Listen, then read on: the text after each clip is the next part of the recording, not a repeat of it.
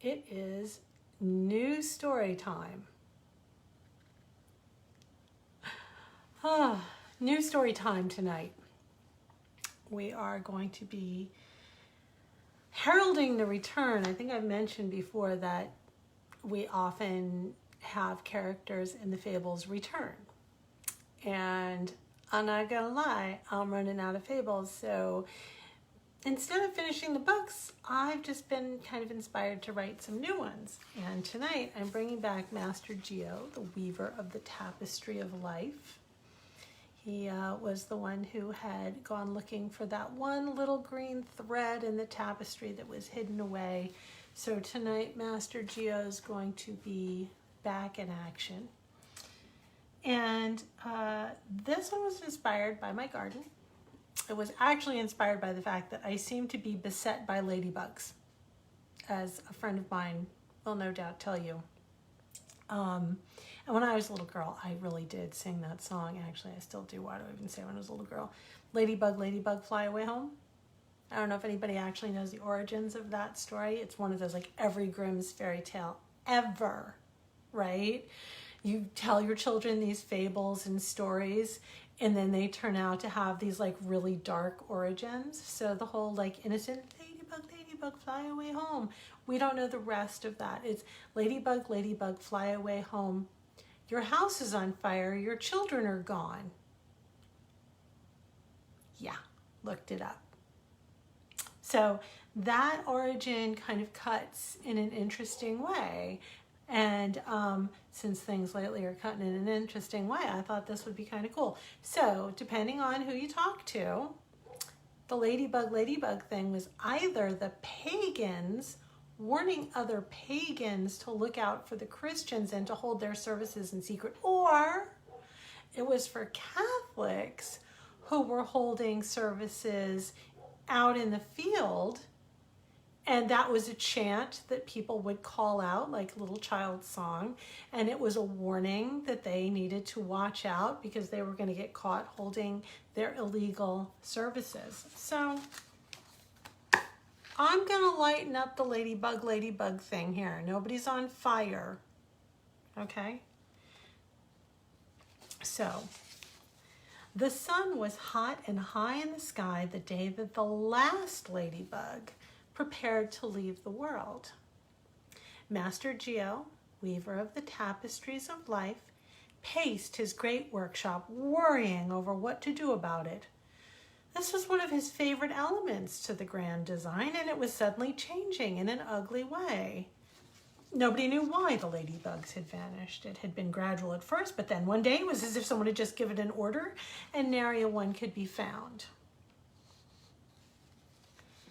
Geo had to strain his old eyes to see the tiny beetle's red body and black spots as it busily packed and prepared to take leave of the leaves in the great rose garden in front of the old house.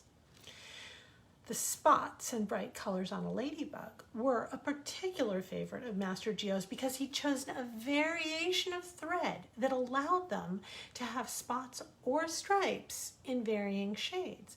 He also protected them from harm by making those spots and colors a warning to would-be attacker that these bugs tasted terrible.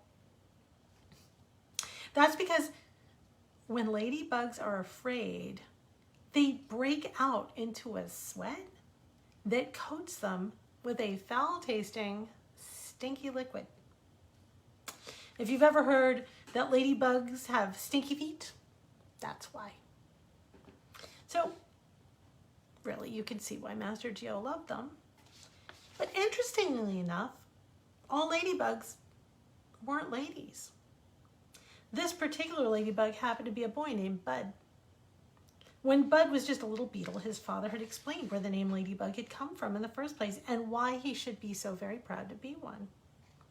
Long ago and far away across the sea, swarms of aphids were destroying crops. The farmers cried out to the Lady of Roses to help them, and the help came in the form of ladybugs that devoured the plant-destroying pests and saved the harvest. The grateful farmers named these savior insects Our Lady's beetles, a name which eventually just became ladybugs. A single ladybug may eat 5,000 rose-wrecking aphids in its life. They also eat fruit flies, thrips, mites, and all manner of plant-damaging insects. But that had been, as we said, long ago and far away. Because today, Geo made a command decision, transformed himself into a crow, and rode the air currents down and down into the rose garden. He landed on a fountain in the center near the flower that Bud was preparing to evacuate. "Pardon me?" Geo called out. Bud was so startled by the massive predator's appearance that he immediately broke out into a cold, stinky sweat. "Oh, oh dear," Geo said. So sorry. I had entirely forgotten that crows eat your kind. Okay, stand by." In the beat of a ladybug's heart, he became a ladybug himself. "Better now, eh?" said Geo. Bud blinked. Being the last of his kind had brought out Bug's sarcastic side.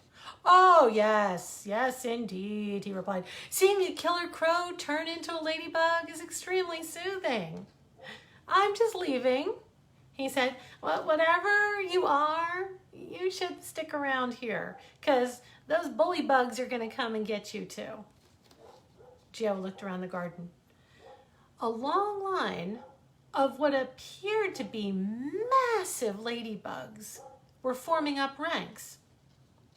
"You're being driven out by those bugs over there?" said Master Geo. Bud nodded. "Once we were useful and happy here. Once we were the helpers. Ladybugs have been hounded to the very brink of extinction by the seven-spotted bullybug. It came from into the gardens and pushed us all aside. They're a pestilence. They arrived one day riding a load of fertilizer meant to make the garden grow. But these new beetles, they're bigger and hungrier. If a single ladybug can eat 5,000 rose-wrecking aphids in a lifetime, a bullybug could eat that much in just a few days." Very soon, it became clear that there wouldn't be enough food to go around. And worse, the bullywugs started eating the plants themselves. And as you can see, the roses are barely clinging to life. Bud explained that the bigger bugs flew in great swarms, and they stuck together like a great red and black wall that blocked the garden. So the ladybugs had left in droves. "Where did they all go?" Master Geo cried. Bud sighed heavily. I was so busy working here that I never stopped to listen to anyone about what I was supposed to do or where I was supposed to go. So as far as where they are now, Our Lady of Roses only knows." "Ha-ha!" Master Geo let out a whoop. "That's it!" But it was too late. The red wall suddenly landed all around the flower upon which they both stood, fencing them in. "Ring around the rosy," cried the voices of the red wall in a terrifying chant. "Ring around the rosy. Ladybugs have smelly toesies. Push 'em, shove 'em, they all fall down." Bud prepared to be thrown from the great height, but instead he felt himself being tugged forward by Master Geo. "Into the flower, quickly now," he said. Once inside the rose, Master Geo began to call, "Oh lady, oh lady, oh lady, oh! Geo is calling, your realm is falling." In an instant, all sound ceased. "Who wakes me from my slumber?" called a voice rich as new honey. "Let me see you." The rose opened. Geo and Bud saw the most magnificent sight. The garden was blooming like the first garden ever planted. Only in this case, even the stones of the old house were covered. Every crack and seam sprouted a rose of a different hue. Geo flew high into the air, became himself once more, landed, leaving Bud alone at the center of the flower. Now Geo could see that the roses had all suddenly grown long thorns that curved, pointing at each and every bullybug. They now stood very still and silent.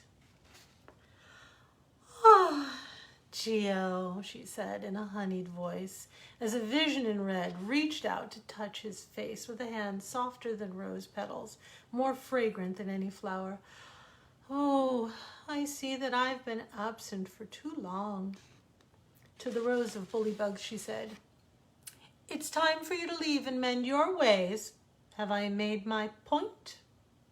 But the bugs began to protest loudly, so the thorns grew longer. Point taken, the lead of the bullywugs cried. As one, the bullywugs flew to the ground and marched away. Geo smiled, but the lady could see he was troubled. What's the matter? She asked. Oh, I hope you didn't mind me adding a few more roses to your design. Geo said, well, no, of course not.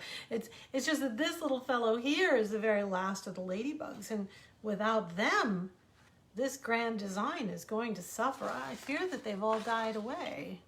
Oh, pish-tosh, the lady chuckled. They're only hibernating as they do in winter or doing a blight. And then the Lady of Roses called out, Ladybug, ladybug, fly away home. Your house is in order, the bullies have gone. Ladybug, ladybug, do not despair. Come back again, show the gardens you care. Up from every crack in every sidewalk, from inside of trees, under bushes, between the stems of the new roses growing from the old house, they came. By tens of thousands they rose up, and all around the world, ladybugs returned to their homes. The lady smiled upon them. Oh, you've done well. Sometimes it's our total absence from the garden that makes all the difference. Now, if you need me again, simply call, Ladybug, ladybug, fly away home, and I shall return to you. A warm breeze stirred the garden, the sun shone down, and the Lady of Roses vanished.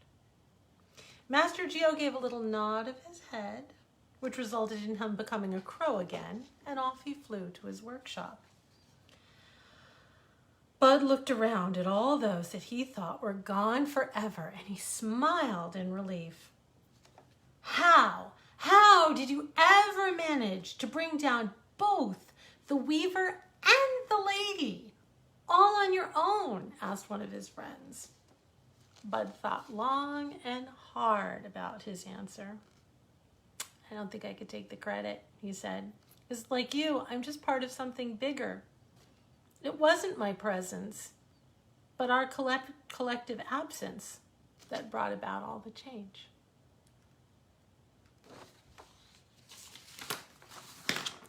So, we've all flown away home, right? We're all hidden away deep in our places, waiting for the fateful moment when we're called back to open spaces. Oh my goodness, a rhyme. I'd like to think that the ladybugs we're seeing right now, maybe they're a good sign. Maybe the call's coming soon. But in any case, well, in this case, it's definitely our absence from all those public spaces and gardens that's making the difference. Thank you so much for joining me here tonight. See you again tomorrow.